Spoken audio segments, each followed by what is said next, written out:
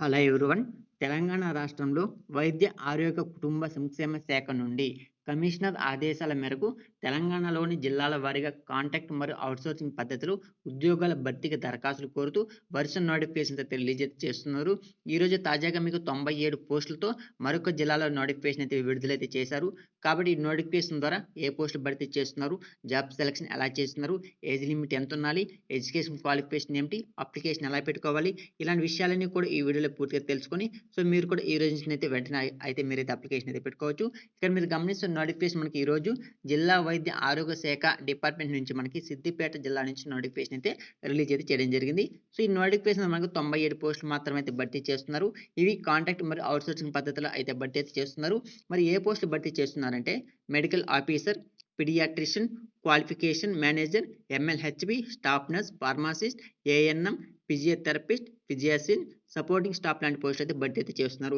మరి education qualification ఏమి ఉండాలంటే అర్హతలకు సంబంధించిన వివరాలు నోటిఫికేషన్ చూసి తెలుసుకోండి అనేసి మీకు వారి యొక్క కెరీర్ పేజ్లు అయితే ఇవ్వడం జరిగింది.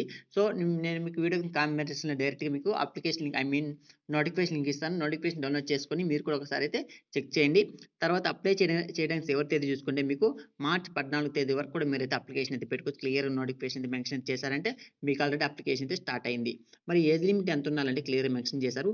జూలై 1, 2024 నాటికి మీకు 18 సంవత్సరాల నుండి 46 సంవత్సరాల మధ్య అయితే వయసు అయితే ఉండవలసి ఉంటుంది. మరి వయసు సడలింపు ఉందంటే ఉంది, ఖచ్చితంగా ఉంది.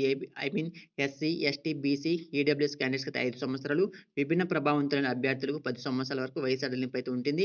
మరి ఎంపిక విధానం ఎలా చేస్తున్నారంటే మెరిట్ మరియు రూల్ ఆఫ్ రిజర్వేషన్ ఆధారంగా అయితే ఎంపిక చేస్తున్నారంటే ఇక్కడ రిజర్వేషన్ మరి మెరిట్ మీద అయితే డైరెక్ట్గా అయితే రిక్రూట్మెంట్ అయితే చేసుకుంటున్నారు.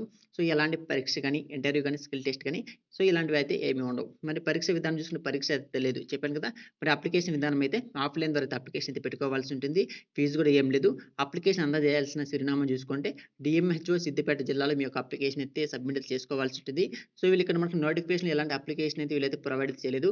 డైరెక్ట్గా మీ యొక్క సెల్ఫ్ అటాచ్ డాక్యుమెంట్స్ అంటే మీ యొక్క 10th class marks memo, Aadhaar card, EWS certificate, southern certificate, 4th to 10th study certificate, caste certificate, ఈ విధంగా మీ దగ్గర ఏవైతే ఉన్నాయో ఎడ్యుకేషన్ క్వాలిఫికేషన్ సర్టిఫికేట్స్ ఉన్నాయో సో వాటిని అన్నిటిని మీరు జిరాక్స్ కాపీస్ మొత్తం కూడా నేను చెప్పాను కదా ఇక్కడ డిఎంహెచ్ఓ సిద్దిపేట జిల్లాలో మీ యొక్క అప్లికేషన్ అయితే సబ్మిట్ చేసుకోవాల్సి ఉంటుంది.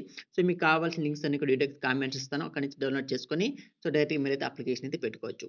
సో ఇది నోటిఫికేషన్ వివరాలు. ఈ వీడియో మీకు ఉపయోగపడింది అనుకుంటే వీడియోని తప్పకుండా లైక్ చేయండి, ఛానల్ సబ్స్క్రైబ్ చేసుకోండి.